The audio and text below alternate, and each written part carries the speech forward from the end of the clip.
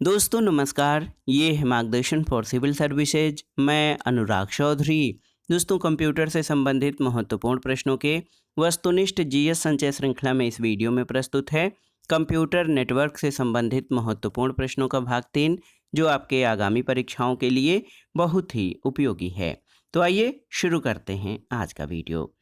पहला प्रश्न है दोस्तों, कूटांकित प्रविष्टियां यानी कोडेड एंट्रीज जिसका प्रयोग कंप्यूटर सिस्टम को एक्सेस करने के लिए किया जाता है, उसको किस नाम से जाना जाता है?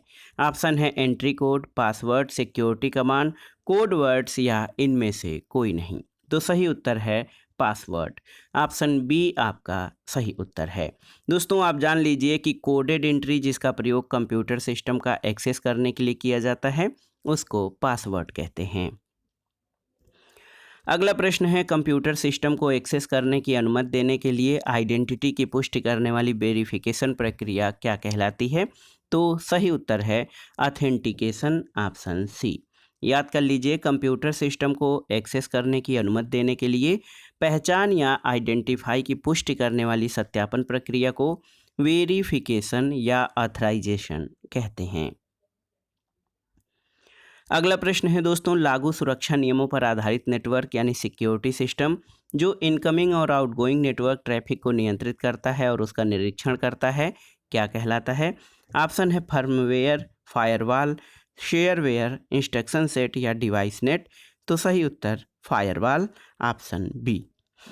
दोस्तों आप जान लीजिए कि लागू सुरक्षा नियमों पर आधारित यानी अप्लाइड सिक्योरिटी जो रूल्स हैं, उन पर आधारित नेटवर्क सुरक्षा तंत्र जो है इनकमिंग और आउटगोइंग नेटवर्क ट्रैफिक को नियंत्रित करता है और उसका निरीक्षण करता है, फायरवॉल कहलाता है।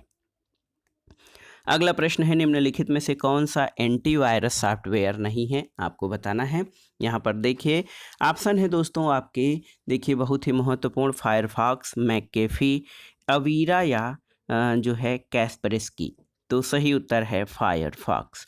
दोस्तों मैकेफी, कैस्परेस्की और एवीरा एंटीवायरस सॉफ्टवेयर हैं, जबकि फायरफॉक्स एक वेब ब्राउज़र है।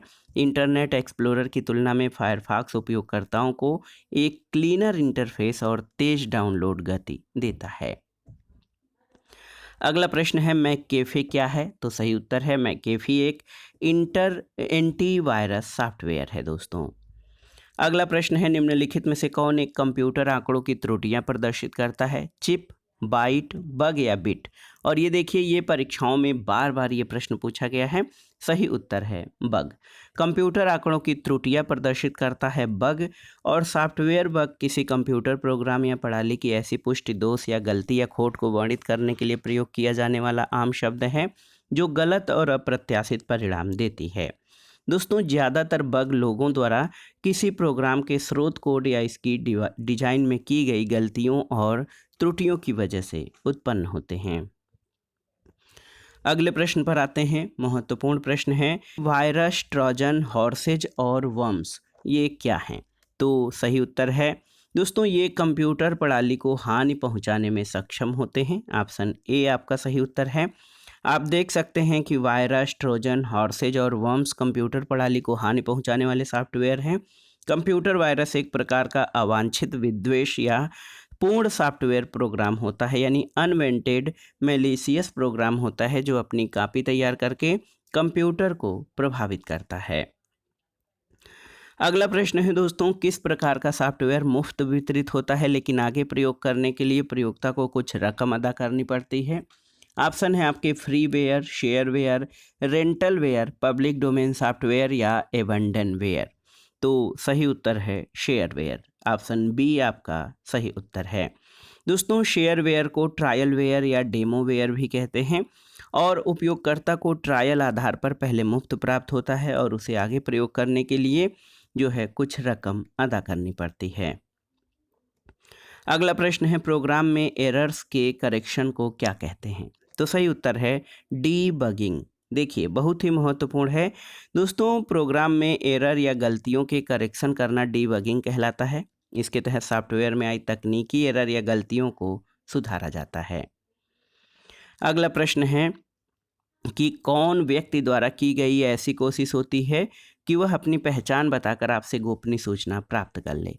ऑप्शन है fishing trips, computer virus, spyware scam, virus या फिशिंग स्कैम।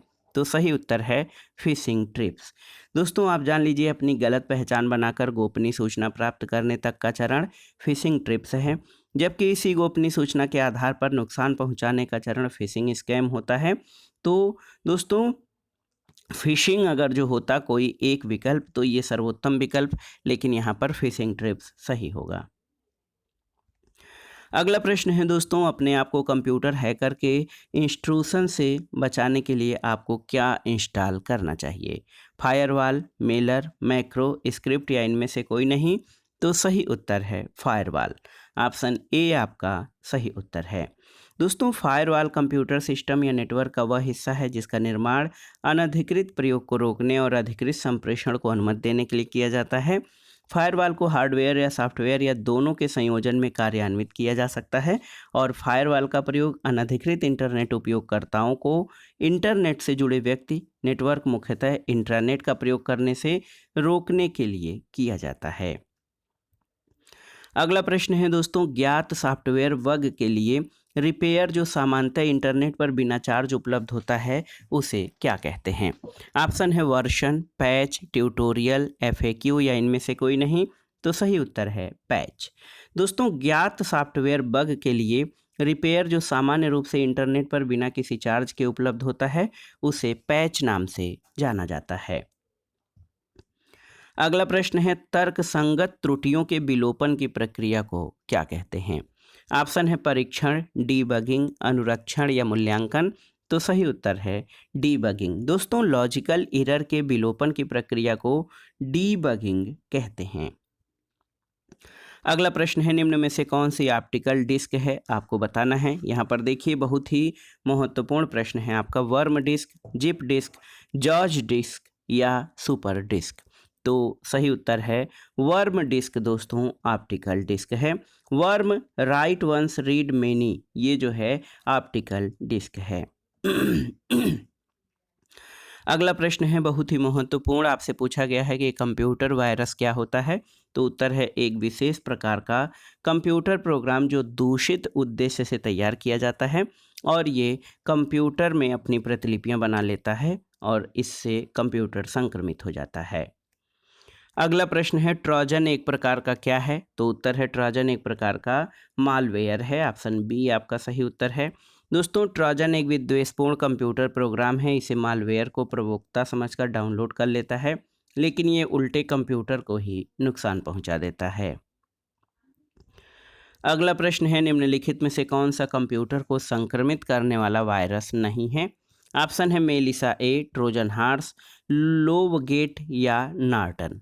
तो सही उत्तर क्या हो जाएगा? दोस्तों देखिए सही उत्तर आपका इसमें हो जाएगा नॉर्टन। नॉर्टन जो है कंप्यूटर को संक्रमित करने वाला वायरस नहीं है और यह एक एंटीवायरस सॉफ्टवेयर है। याद रखिएगा नॉर्टन एंटीवायरस सॉफ्टवेयर है। मेलिसा ए, ट्रोजन हॉर्स और लोवगेट वायरस है। मेलिसा एक मैक्रो वायरस है जबकि लोवगेट एक वर्म है। अगला प्रश्न है, कंप्यूटरों में वायरस का संबंध किससे है? देखिए धूल के कण, हार्डवेयर, प्रोग्राम या इनमें से सभी? तो सही उत्तर है कंप्यूटरों में वायरस का जो संबंध है वो प्रोग्राम से है। वायरस का संबंध कंप्यूटर प्रोग्राम या सॉफ्टवेयर प्रोग्राम से होता है। ये कंप्यूटर प्रोग्रामों से जुड़कर महत्वपूर्ण सूचनाओं को नष्ट करने अथवा सॉफ्टवेयर प्रोग्रामों के कार्यों में बाधा उत्पन्न करने का कार्य करता है। अगला प्रश्न है दोस्तों, कंप्यूटर वायरस होता है क्या? तो सही उत्तर क्या हो जाएगा? दोस्तों कंप्यूटर वायरस एक सॉफ्टवेयर प्रोग्राम होता है जो विद्वेषपूर्ण ढंग से तैयार किया जाता है। देखिए कंप्यूटर वायरस एक प्रकार का अवांछित विद्वेषपूर्ण सॉफ्टवेयर प्रोग्राम होता है जो अपनी प्रतिलिपियां तैयार करके कंप्यूटर को प्रभावित करता है। मेलवेयर, एडवेयर और स्पाईवेयर भी कंप्यूटर प्रोग्राम हैं जो कंप्यूटर को दूषित करते हैं, लेकिन ये वायरस से भिन्न है क्योंकि इसमें पुनरुत्पादन की क्षमता नहीं होती है। अगला प्रश्न है दोस्तों, प्रवृत्तियों या ट्रेंड्स का अध्ययन करने के लिए बड़े खुदरा व्यापारियों द्वारा प्रयुक्त होने वाली प्रक्रिया किस नाम से जानी जाती है? ऑप्शन है data mining, data selection, POS, data conversion या फिर डाटा इन्वर्जन। तो सही उत्तर option A data mining, option A आपका सही उत्तर है। दोस्तों प्रवृत्तियां यानी ट्रेड्स का अध्ययन करने के लिए बड़े खुदरा व्यापारियों द्वारा प्रयुक्त होने वाली प्रक्रिया को डाटा माइनिंग नाम से जाना जाता है। अगला प्रश्न है कि अपराधियों के कंप्यूटर से डिलीट या डैमेज की गई फाइलों को पुनः प्राप्त करने और रीड करने की योग्यता कानून प्रवर्तन विशेषता का एक उदाहरण है, जिसे क्या कहते हैं? ऑप्शन है robotics, simulation, computer forensic, animation या एनकैप्सुलेशन। तो सही उत्तर ऑप्शन सी कंप्यूटर फोरेंसिक। दोस्तों आप जान लीजिए कि अपराधियों के कंप्यूटर से डिलीट की गई फाइलों को पुनः प्राप्त या रिस्टोर करने अथवा रीड करने की योग्यता कानून प्रवर्तन विशेषता है। इसका एक उदाहरण है जिसे कंप्यूटर फोरेंसिक कहते हैं। अगला प्रश्न है ऑफिस से बाहर जाते समय आप अपने कंप्यूटर को लॉग ऑफ क्यों करते हैं? तो सही उत्तर है ताकि कोई आपकी फाइल, पासवर्ड इत्यादि की चोरी न कर सके। तो सही ऑप्शन ए हो जाता है। दोस्तों ऑफिस से बाहर जाते समय अपने कंप्यूटर को लॉग ऑफ करने से किसी अन्य उपयोगकर्ता द्वारा अपनी फाइल, पासवर्ड इत्यादि की चोरी को रोका जा सकता है। अगला प्रश्न बहुत ही महत्वपूर्ण है। कंप्यूटर के क्षेत्र में EUAL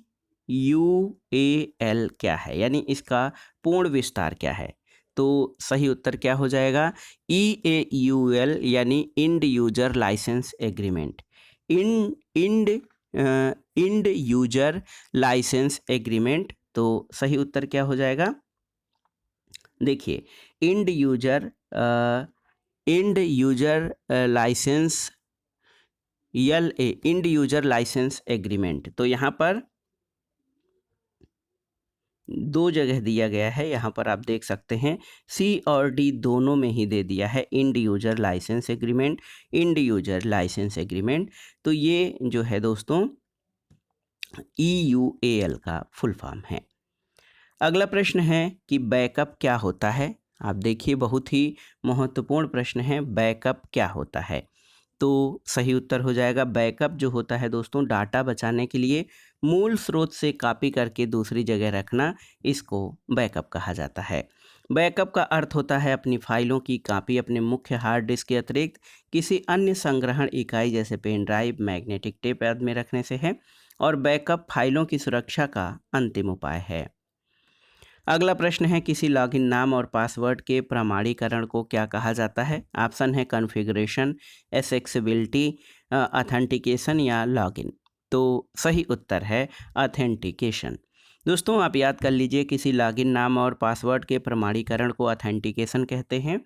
नेटवर्क सिक्योरिटी एक प्रक्रिया है जिसके द्वारा किसी नेटवर्क को अनऑथराइज्ड एक्सेस, हैकिंग, वार्म आदि से बचाया जाता है।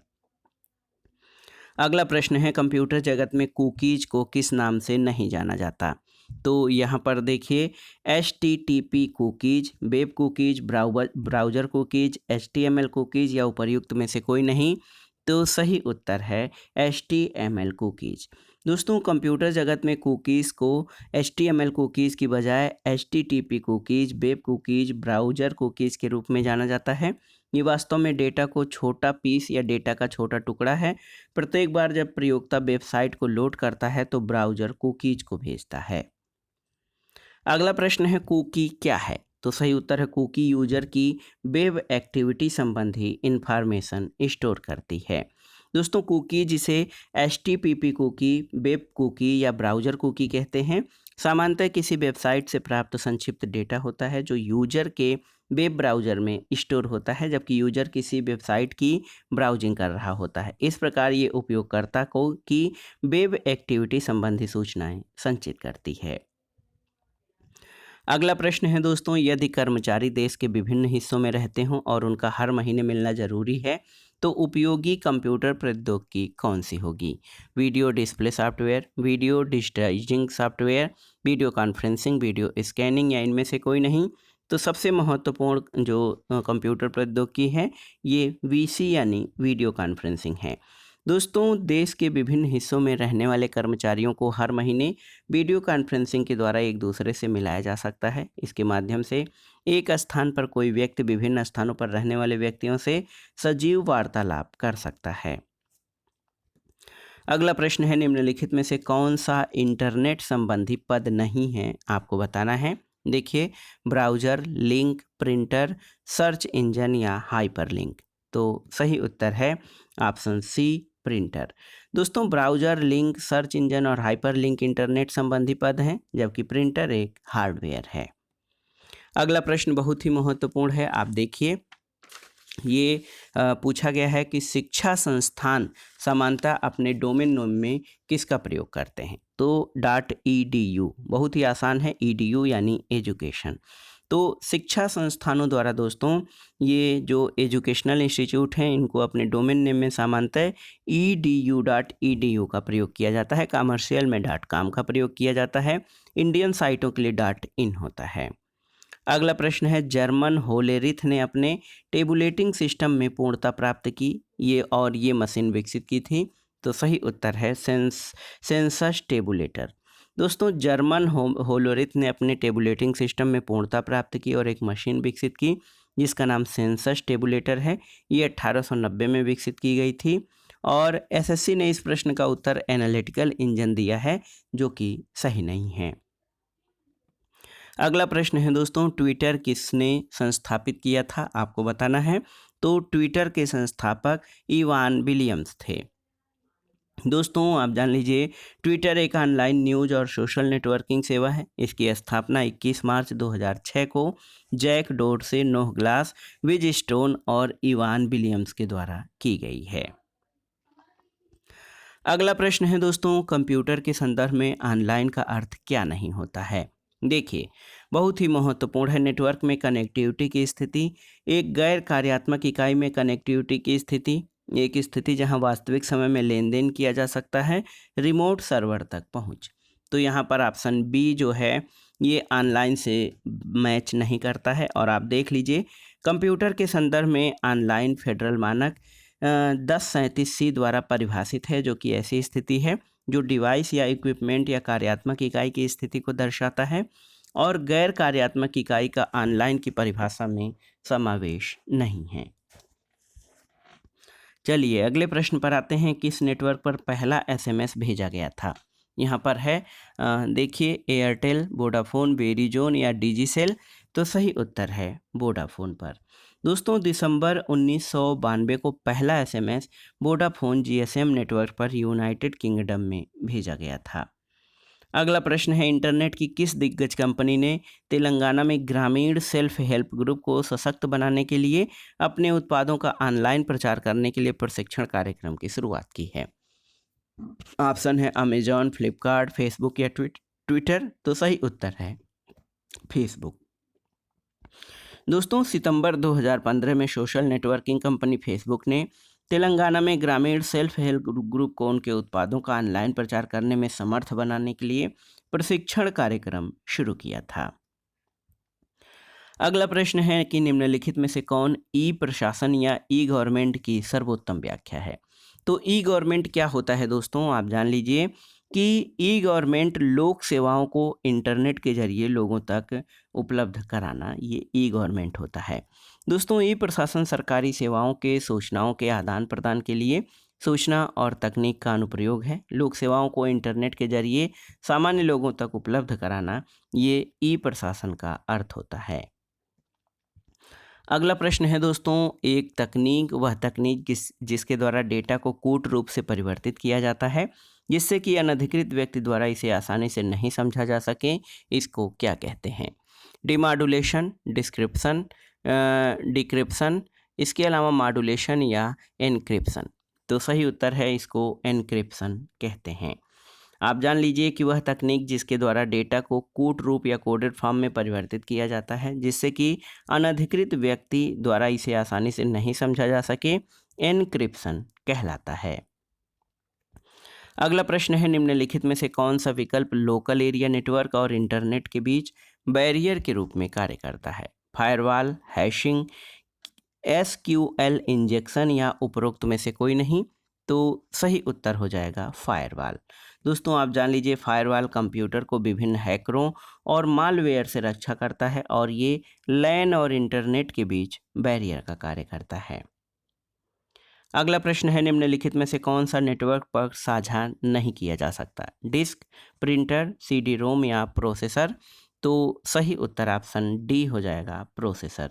दोस्तों आप जान लीजिए कि प्रोसेसर कंप्यूटर के मदरबोर्ड का मुख्य हिस्सा होता है जो कंप्यूटर को चलाने में सहायता करता है, जबकि नेटवर्क के माध्यम से डिस्क, प्रिंटर, सीडी रोम को साझा किया जा सकता है।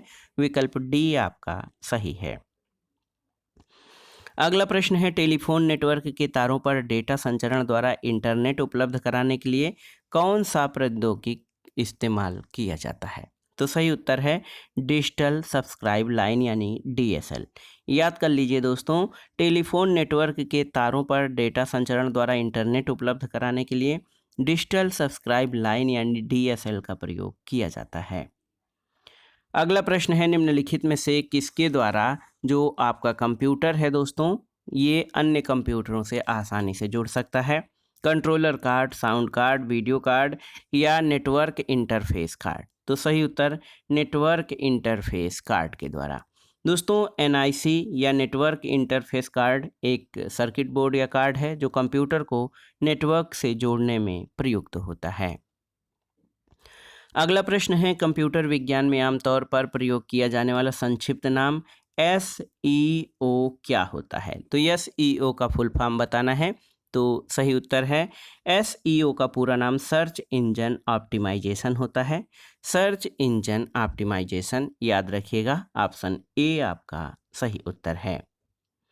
अगला प्रश्न है, वाई मैक्स का क्या अभिप्राय है? तो WiMAX world wide infrastructure for microwave access. तो याद रखिएगा वाई मैक्स। दोस्तों वाई मैक्स का पूर्ण रूप world wide infrastructure for microwave access, ये दूरसंचार तकनीक है और इस तकनीक के माध्यम से एक कंप्यूटर से दूसरे कंप्यूटर तक बिना तार की सहायता से संपर्क किया जा सकता है। ये इंटरनेट और सेलुलर दोनों नेटवर्कों पर कार्य करता है। वाई मैक्स की सुविधा सबसे पहले जयपुर में प्रारंभ की गई थी। अगला प्रश्न बहुत ही महत्वपूर्ण है कि निम्नलिखित में से किसका संबंध वाई मैक्स से है? तो सही उत्तर है संचार प्रौद्योगिकी का संबंध। दोस्तों वाई मैक्स का संबंध इन जो है संचार प्रौद्योगिकी से है और ये वर्ल्ड वाइड इंटरनेट ऑपरेबिलिटी वाली नवीनतम वायरलेस प्रणाली है। अगला प्रश्न है, निम्नलिखित में से कौन कम्युनिकेशन युक्ति है? मॉडेम, माउस, प्रिंटर या कीबोर्ड? तो सही उत्तर है मॉडेम।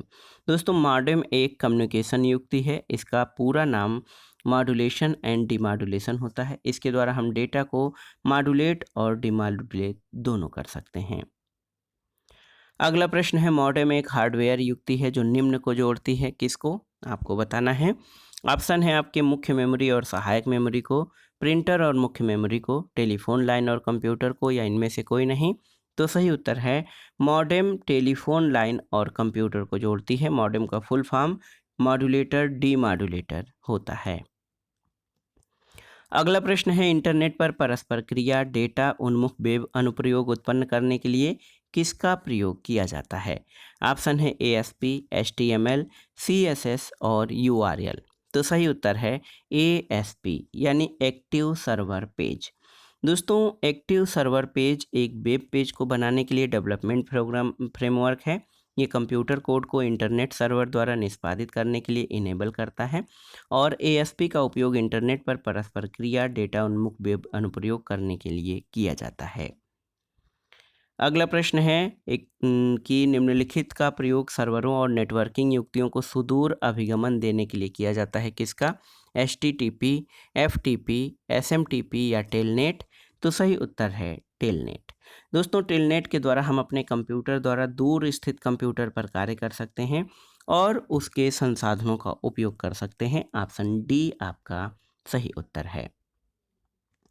अगले प्रश्न पर आते हैं, नेटवर्क का संक्षिप्त संदेश है जो एक स्टेशन से दूसरे स्टेशन तक जाता है, क्या कहलाता है? ऑप्शन है टोकन, बाइट, रिंग या वर्ड। तो सही उत्तर है टोकन। देखिए टोकन बिट्स की श्रृंखला होती है और ये नेटवर्किंग में प्रवाहित होती रहती है।